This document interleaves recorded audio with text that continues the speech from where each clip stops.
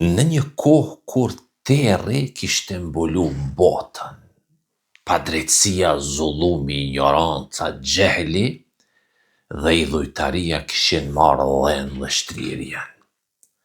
Zoti i Madh e dërgoi një dritë, një nur, një dritë që kur su fik su shua. Kjo dritë ishte Muhammedi sallallahu alaihi wasallam.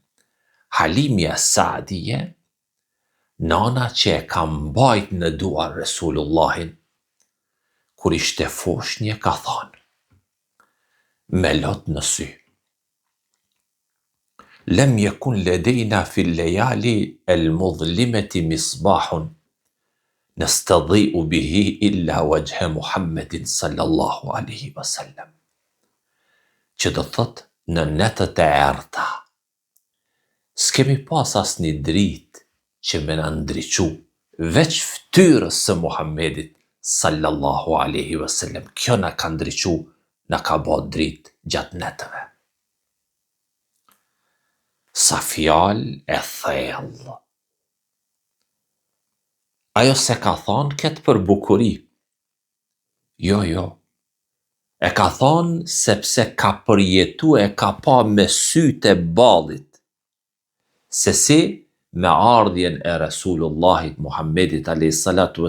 u shtu bereqeti shpit tëne, u gjallëru jeta e janë qetësu zemrat.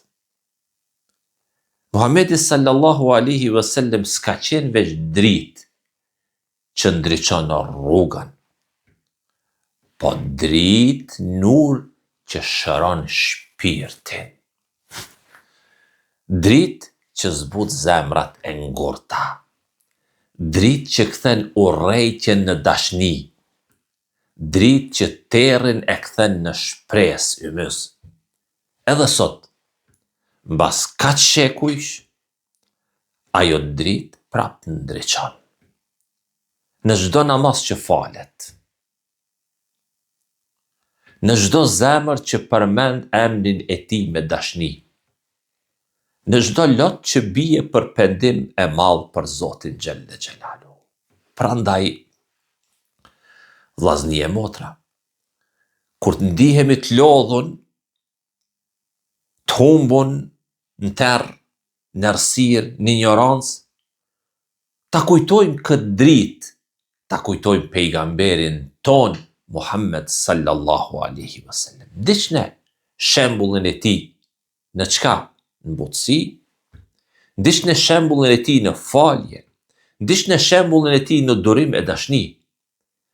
Se kush e ndjek dritën e tij, s'humb kurrë.